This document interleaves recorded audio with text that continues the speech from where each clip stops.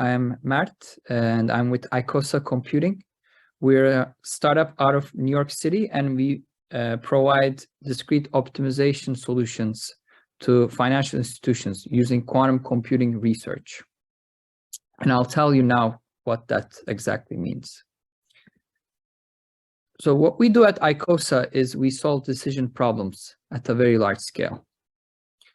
Usually optimal decisions of large financial problems like this one cannot be found with current or classical methods. So when I say classical, imagine regular computing, not quantum computing, but regular computing. So imagine a scenario where we have thousands of stocks and we have to make a yes or no decision for each one. This is the simplest case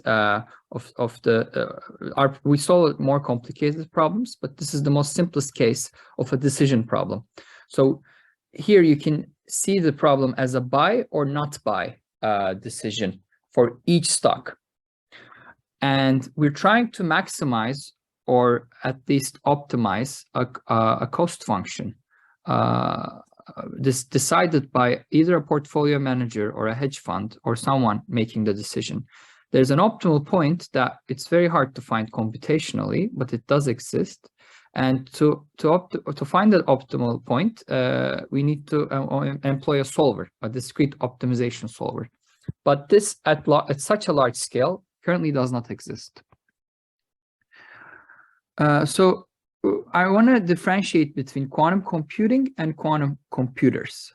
So quantum computers have the potential to bring immense advantage. They employ computations at a very different way than regular computers, and they can solve problems that are currently not solvable by classical computers.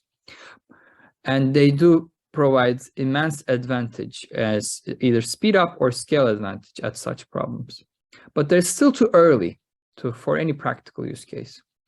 They're still at the laboratory level. Yes, they are commercially available, but they do produce interesting science, but they can't solve anything that a regular laptop can't solve that is practical for our purposes, that solves a real world problem. Quantum computing, on the other hand, brings moderate advantage today. How do we do that with quantum computing? Well, quantum computing is a field, it's a research field, and it's a science. And quantum computing has inspired discrete optimization tools that we employ at Icosa. Actually, most of these tools come from Japan. Here I give an example, which is the quantum-inspired hardware built by Fujitsu, called the digital annealer.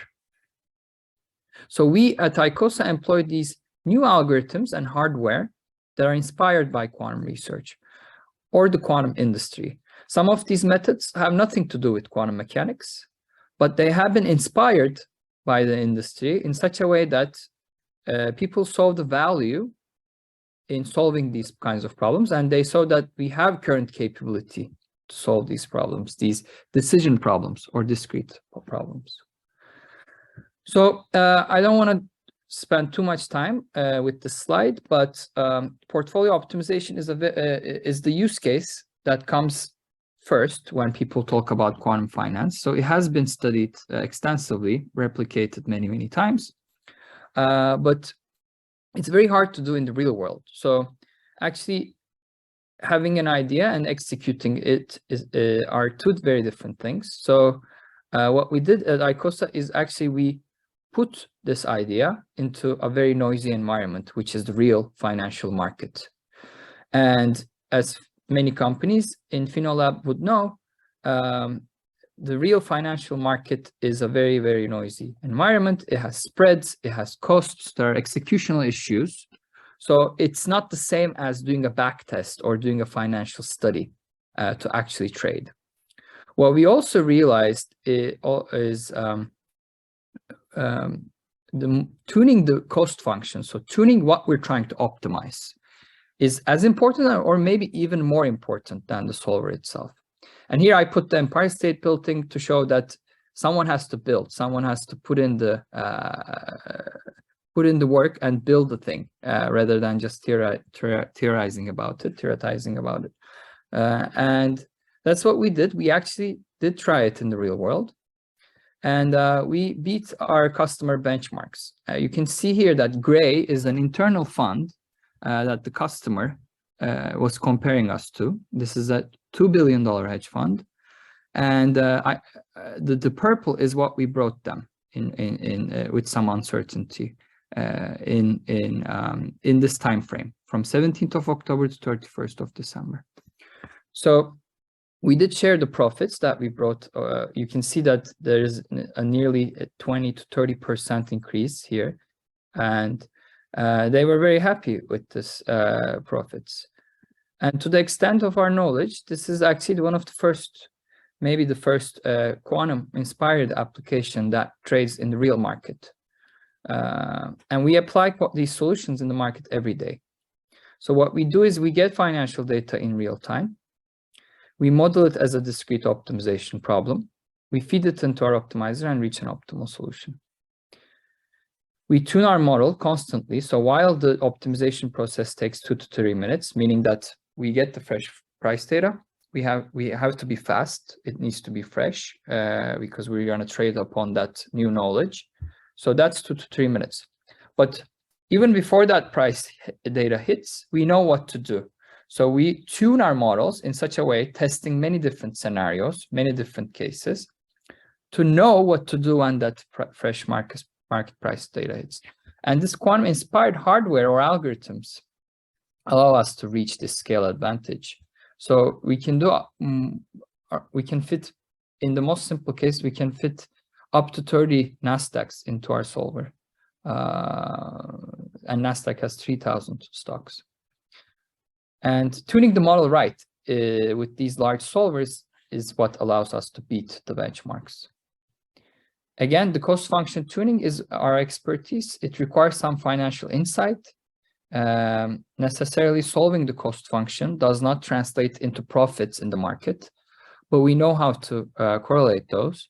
And we use distributed resources. In fact, I have a demo. We can quickly go through it.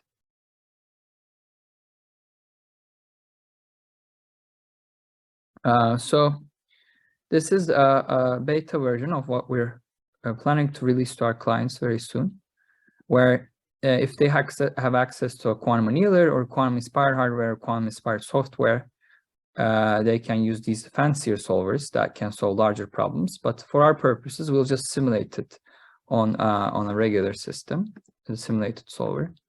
And we can look at the different, many different indices. For the purpose of demo, we included 3 indices. So let's look at SP500. We can look at the dates. So let's choose, for example, what were those dates? 17th of October. This is a different market index than what we traded on, but let's try to do the same time frame, nearly the same time frame, which is like October 17th to somewhere in December. Doesn't really matter. I just want to show you how the product works. And let's load the data. So there's a lot of data actually. We already tested these different scenarios. For every day, we test 523 different parameters. And we do that in the past. This is a regular back test, but we solve these with quantum-inspired methods. So the optimal solution is reached through that. So we need to know what to give, what problem to give to the quantum-inspired solver the next day.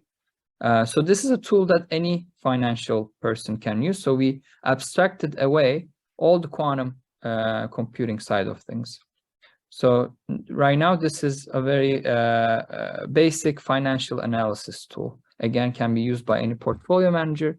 Okay, so we loaded the data. It took around 50 seconds to load because there's a lot going on. So now, this is, for example, a way to compare 2 trading strategies. Now we have 523 choices for that day to do.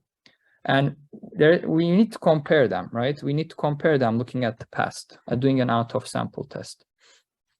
So so we can do, for example, look at the average daily return, and then we can look at a longer and a shorter period. here I'm not meaning like long and short as in the sense to short a stock. I'm meaning a time frame. So a longer day period and a shorter period.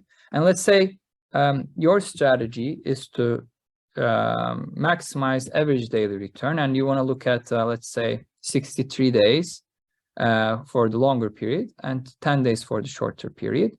And you're trying to pass some filters. You're trying to beat the benchmark, beat the index. So this is a long only strategy. So we're basically, what we're doing is out of SP 500, which is 500 stocks, we're trying to choose a few and beat the index, which is a textbook financial problem. So let's say we want to pass the benchmark sharp and pass the benchmark returns in the long term, and only look at the benchmark cumulative return in the short term. And we want to maximize average daily return over these 63 days. What we want to do is maximize the cumulative return over the course of 100 days, 20 days. And I tried this. This was a good strategy. So I tried this before. Yes, I want to pass the benchmark sharp in the long term instead. And then in the short term, I want to pass the sharp and cumulative returns. But I want to maximize the... So the biggest difference is this one tries to maximize the average daily return, and this one tries to maximize the cumulative return. So all strategies actually do the same thing, which is maximize return and minimize risk. But then we have to post-select what does best. So this is a tool for the trader to try. So the gray here, sorry for the lack of the legend in the graphs, but the gray here is SP 500. It's the benchmark. The purple here is the second strategy, and the orange here is the first strategy. So as you can see, in the first few days, our strategy is already beating the first strategy, which was random, and the index. And they're pretty close together, the index and that strategy. This is going to go for a while, until December. So now we're near November. So let's wait for this to happen. But for the purposes of our presentation, I think this is enough. You can we have a bit more tools. I'm happy to provide a more in-depth analysis of our demo and our beta product, and even offer early access to interested hedge funds, interested financial institutions within the Japanese ecosystem. But you can see here it's done now, and we can look at different things. This was the benchmark returns of SP 500. We look at the Sharpe ratios, and you can see here that, for example, the orange strategy was picking between like 2 to 20 stocks every day. But it depends on the day. Some days it chooses to take only a few stocks out of 500 stocks. So it's very on the cardinality side, on the number of stocks side, you can also post-select for the number of stocks you want to trade at. This was an okay strategy, 1.33 Sharpe, but our Sharpe was 2.59. It's higher, the purple stocks. But again, same number of stocks, so nothing on the crazy side. And you can see this is the cumulative return, daily return, execution time, energy of the cost function. So we can look at many different things. Again, very simplified for the purpose of our demo. Let's see at the last day. Let's look at the last day doesn't matter, but the one day before, because we got to do an out of sample test. So you can see that there was only one stock actually at this strategy in the last day, which is not very intuitive. So again, depends on what you want to do, but it's fully no human element right now at these solutions.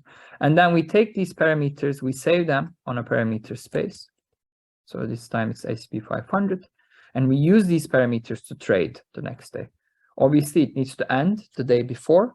You do this every day. So this would be when we are trading. This would be February 13 for tomorrow, or February whatever date we're trading. It will be that day that we're trading. So this is this part of the demo is done. I can move on with the slides. We're also part of an incubator program. Maybe FINOLAB is not an accelerator incubator, but it's pretty similar to what we did at Duality, supported by University of Chicago, where we looked at market fit. We took a few classes. They gave us office space. They gave us some funding, but we were able to use many resources offered by University of Chicago. But we looked at the market fit first before building the product. And finance is our beachhead market, meaning that it's an entry market, so a much larger optimization market. So we are offering these customized products for current clients because they're first, so they get to use our expertise to build something specifically for them. But what you witness is actually the general solution we'll provide, maybe even a computing as a service more than software kind of approach, where we're going to offer the product for clients to use by abstracting away all solution, quantum solution side. But we want to build products that can solve very large discrete optimization problems. Finance is just, we could change the data and it would not be finance, but it could be logistics. Actually, we believe that the distributions we produce can help train machine learning models such as transformers. Actually, ChatGPT is now big on the news. T here stands for transformers. So the quantum-inspired methods seem to be a very good way to train these machine learning models, at least help it. And actually, I asked ChatGPT, I gave it some prompts about our startup, and it agreed with us. It did. So it said your startup's quantum-inspired methods have the potential to improve the training language models like it. So as a funny aside, we are oversubscribed. Unfortunately, we can't take on any more clients. We postponed them for a bit. Again, we plan to scale up by releasing our product so any client can use it. But currently, we're working with a hedge fund, but we're opening up to these 3 more clients: banks, mutual funds, trading platforms. We're improving R&D results with quantum computers. So we are a quantum computing company. Yes, we are using these quantum-inspired providers and methods, but we're also researching about quantum computers. Quantum annealers, for example, seem to be more near-term. This is an in progress for us work. And quantum gates, they're 5+ years, but this is the immense advantage that I was talking about in my second slide. Working with 2 providers, actually 3 now. I should update this. And we hope to bring the power of quantum computing to all decision problems and become the leader in discrete optimization software. I don't want to talk much about this, but there are 2 recent trends in industry. There's an algorithmic advantage going on with quantum-inspired algorithms and hardware scaling that can come from either digital annealer or likes of it, as I showed before in the second slide. And we can tune these devices very well. This is the team. I did my bachelor's and master's at Stanford. And I worked in the quantum computing industry for a bit, both at QC Ware and Fidelity Investments FCAT division at their quantum computing team before moving to get a PhD at Oxford. David has been a leader in financial institutions, both in London and New York. For example, he was the co-head of quantitative research at JP Morgan for nearly 10 years. Alan is a leader in the quantum computing industry. He was previously leading Google Quantum AI. One of the most famous papers, the quantum supremacy paper, he was a co-author there. And John is a software engineer with a background both in VC and banking. We also have great advisors. John Martinez actually led the quantum Google Quantum AI team, led that supremacy paper project. Paul Lee he was the chair of board at D-Wave, the leading quantum annealing provider. John Francis helps us with the hedge fund side of things, and Neil helps us with growth, as he has scaled many companies before. And we're also part of another accelerator, the Creative Distraction Lab. That's part of University of Toronto. This is how we were in contact with all of these advisors. So Japan is already leading the quantum-inspired discrete optimization industry. As I said, I think all of the quantum-inspired hardware and software come from Japanese companies. And quantum annealing was actually proposed by a Japanese researcher, I think 20 years ago. So we hope to bring US opportunities to Japan. We already work with some providers with export control agreements. Actually, we hope to maybe even open up an office in Japan, either late next year or late this year or early next year in Tokyo. You can see that we were in Q2B Tokyo, July 2022. Beautiful place. I was actually staying, I looked at FINOLAB's address. I was staying right next door in the same district, in the financial district. And we want to show that using quantum-inspired hardware combined with our methods can beat other hedge funds, beat other methods. And we plan to collaborate with researchers in Japanese universities. As I said, there's a huge emphasis on quantum annealing and discrete optimization in Japanese academia. Thank you. This is our contact info. Please reach out if you're interested in collaborating or if you want to check out our product.